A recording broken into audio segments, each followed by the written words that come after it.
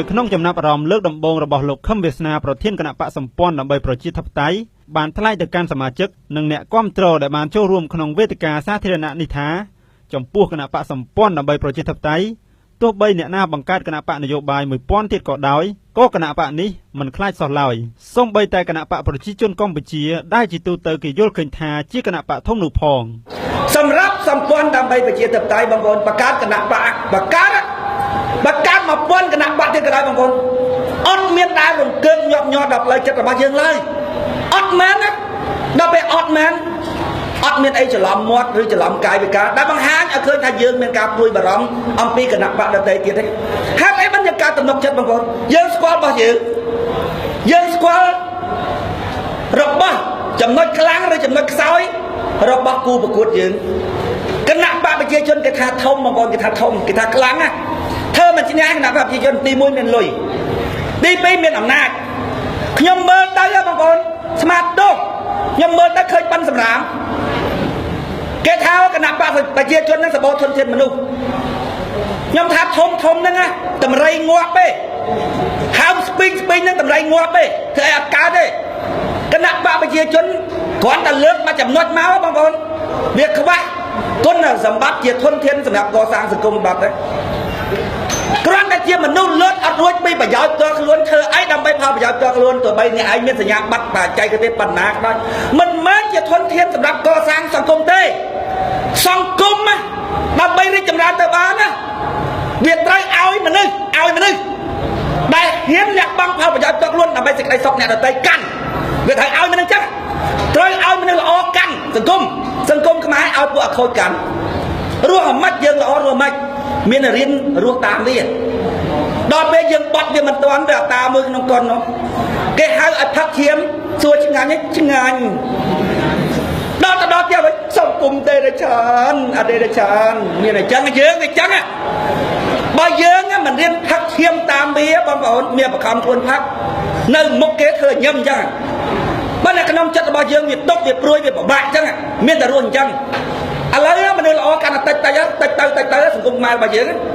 អញ្ចឹងហើយបានចលនារបស់យើងមានអ្នកគ្រប់គ្រងតិចទេបងប្អូនប៉ុន្តែយើងនៅតែជឿជាក់លើសេចក្តីល្អលើគុណសម្បត្តិដែលយើងមានយើងច្បាស់លាស់ហ្មងបងប្អូនគុណសម្បត្តិដែលជាគុណសម្បត្តិខ្វះមិនបានជាពិសេសក្នុងស្ថានភាពរបស់ប្រទេសយើងគឺអត់មានគណៈបកណាមានក្រៅពីយើងទេយើងមើលច្បាស់គ្រប់គណៈបកទាំងអស់ឧខំមើលឃើញថា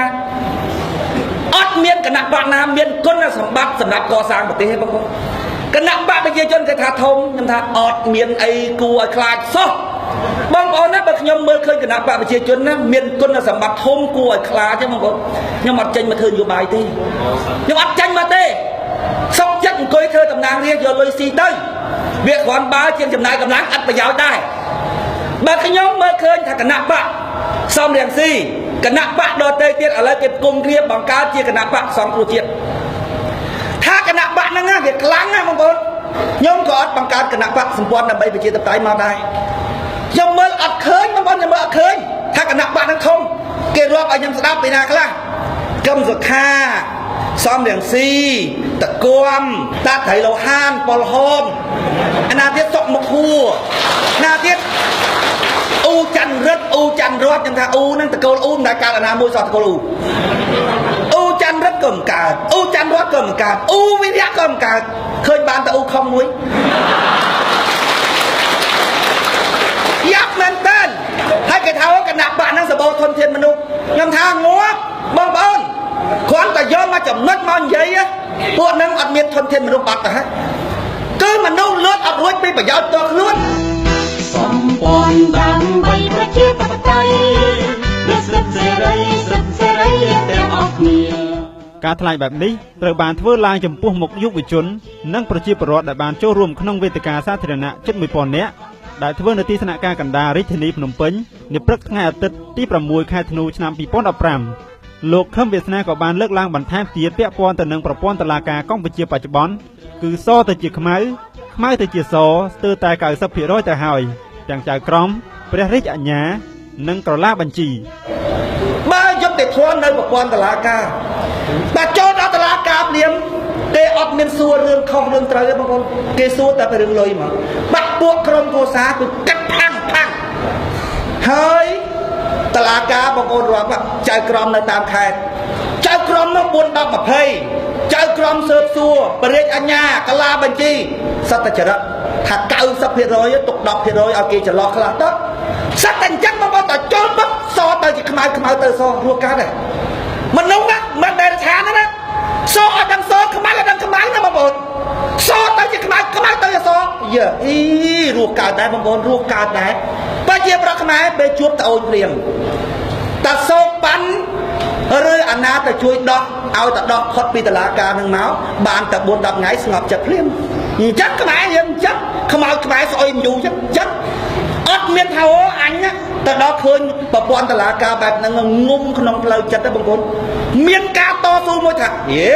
ជាមនុស្សរួមការទេអយុត្តិធម៌សទៅខ្មៅដល់ស្រុកខ្មែរនិយាយថាការងាររដ្ឋជារឿងធម្មតាហើយកាត់ប្លង់ដីឲ្យយើងរដ្ឋគេថាមួយខែកាត់ប្លង់ដីស្រាប់តែមួយខែកន្លះយកលុយយើងទៅអស់ហើយមួយខែកន្លះដល់តែយើងសួរគេថាប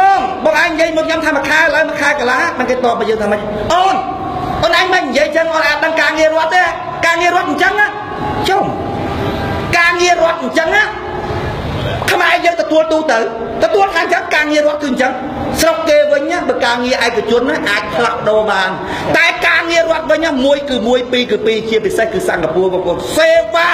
សាធារណៈរបស់រដ្ឋលឿនបំផុតបងប្អូនហើយតឹងតែមកចត់ត្រឹមត្រូវបំផុតដល់ស្រុកខ្មែរបងឯងអត់ដឹងទេការងាររដ្ឋតែប៉ុណ្ណឹងតើវាទៅជាអតហ្នឹងជាវប្បធម៌របស់ការងាររដ្ឋទៅហើយរស់កើតទេបងប្អូនសទៅខ្មែរទៅសខ្ញុំថារស់មិនកើតមកបងប្អូននៅក្នុងវេទិកាជួបជុំរវាងលោកខឹមវាសនានិងអ្នកគាំទ្រនេះផងដែរបន្ទាប់ពីចំណាក់អារម្មណ៍ដំបូងរបស់លោកវិក្កាមិនកម្មវិធីនេះក៏បានផ្ដល់ឱកាសឲ្យបងប្អូនប្រជាពលរដ្ឋគ្រប់មជ្ឈដ្ឋាននិងគ្រប់និន្នាការនយោបាយអាចបញ្ចេញមតិយោបល់ជាពិសេសបងប្អូនដែលមានមតិផ្ទុយអាចសួរដេញដោលទៅកាន់លោកវិក្កាមិនក្នុងកម្មវិធីនេះដោយសេរីសម្ព័ន្ធដើម្បីប្រជាធិបតេយ្យសិទ្ធិសេរីទាំងអស់គ្នាសូមបញ្ជាក់ថាវេទិការបស់គណៈបកសម្ព័ន្ធដើម្បីប្រជាធិបតេយ្យប្រចាំទីស្នាក់ការកណ្ដាលរាជធានីភ្នំពេញតែប្រារព្ធធ្វើជារៀងរាល់ថ្ងៃអាទិត្យសប្តាហ៍ទី1នៃខែនីមួយៗ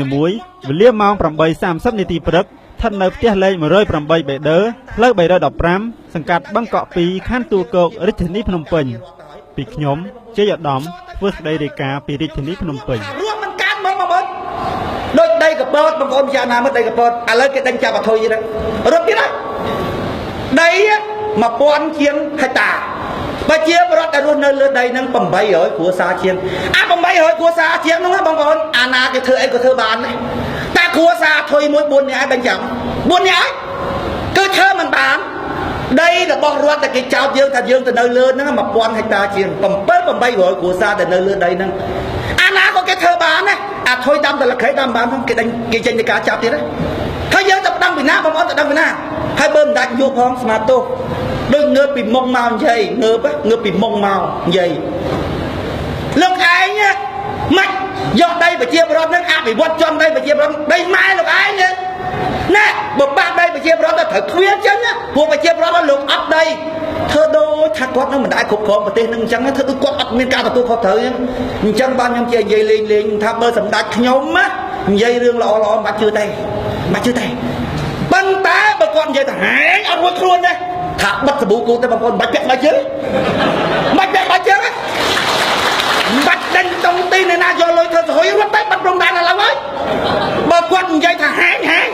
តាហែងហើយគឺពិតទេបងប្អូនប៉ុន្តែបើនិយាយថាអូយខ្ញុំសន្យាបើកាប់ភ័យជើងខ្ញុំទឹកកកគ្មានប្រជាពលរដ្ឋណាមួយជាប់គុកជាប់ច្បាប់នឹងរឿងគេយកដៃយកលីទេបងប្អូនបើគាត់និយាយអញ្ចឹងអានឹងសម្ដេចអីហើយ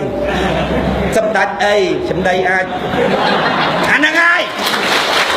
មិនយកចិត្តទុកដាក់ទេបងប្អូនឲ្យតែគាត់និយាយល្អមិនយកចិត្តទុកដាក់ទេថាធ្វើដូចបានតើអញ្ចឹងធ្វើដូចថាមុំមុនប៉ុន្តែបើគាត់និយាយថាហែងតើលឺតាហែងហើយបងប្អូនបិទហើយហែងមិនរួចខ្លួនទេថាមិនបាច់ដេញតុងទីនយកទៅហុយទេមិនបាច់ពាក់ស្បែកជើងទេប្រត់ទៅគេបិទច្រកព្រំដែនឥឡូវហើយបិទហើយតែគាត់និយាយអញ្ចឹងបើរឿងអញ្ចឹងលេខ1មកបងប្អូនបិទមកហើយគាត់ថាម៉េចបងប្អូនខ្ញុំថាចឹងគាត់ថាម៉េចបើរឿងបិទអញ្ចឹងបានណាបងប្អូនថាគាត់មិនដឹងកាលពីយូរគាត់ថារឿងដីធ្លីខ្ញុំអត់ដែរដឹងមិនដឹងថាអាញាធរអ្នកក្រុមនឹងធ្វើដល់ម្លឹង សំរងស៊ីគេអបអរសាទរខ្ញុំទទួលស្គាល់ថាសម្ដេចពិតជាមិនដឹងណារឿងហ្នឹងគឺដឹងតែថ្នាក់ក្រមទេពីគ្រប់ទឹកគ្នាដីកពតទៅយើងបាតកម្មទៅចូលផ្ទះគាត់ហ្នឹងបងប្អូនចូលភ្នែកគាត់ក៏សែតចុះរាល់ថ្ងៃហើយគាត់អត់ដឹងអីចឹងហើយ Facebook គាត់ថាអើយបងប្អូនក្មួយប្រជាប្រដ្ឋណាមានបញ្ហាសូមខមមិនមកបងប្អូនខមមិនតែខមមិនបងប្អូនដីកពតទៅនិយាយខ្លីៗស្រួលស្ដាប់រត់ណាឲ្យទៅខេត្តកពតទៅឆ្នាំ2011ហើយខេត្តកពតហ្នឹងគេចោទប្រជាប្រដ្ឋហ្នឹងថាទៅនៅចាប់ដីរដ្ឋហ្នឹងក្រោយឆ្នាំ2011ដែលគេបានដីហ្នឹងពីរដ្ឋខេត្តកពតបានដីពីរដ្ឋដល់ទៅមើលឯកសាររបស់ប្រជាប្រដ្ឋបានស្នាក់នៅសិតតែ2006 2005កាត់ក្រីក្រសិតតែ2004 2007 2008ទាំងអស់សិតតែមុន2011ទាំងអស់ហើយអាជ្ញាធរវាចង់បំបត្តិដានណា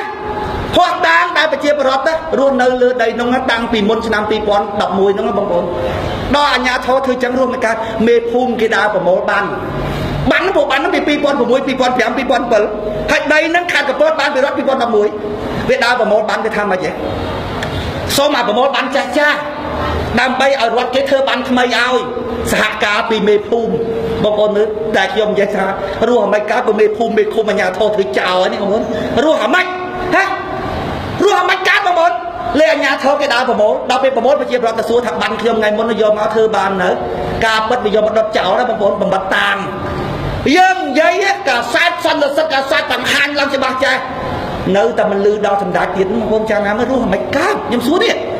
ឡូវបើថាចាក់រឹកដោយសំរៀងស៊ីណាគេថាចាក់រឹកឥឡូវយើងនិយាយពិតអត់បងប្អូនហ៎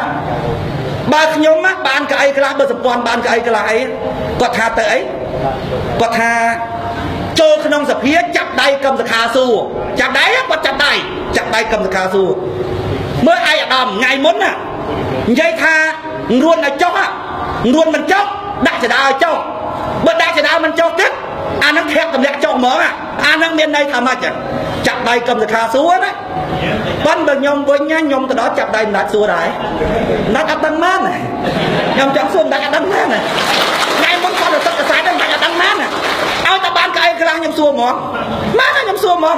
សួរមែនតើហ្មងមើលម្ដេចថ្ងៃមុនបាតកម្មនឹង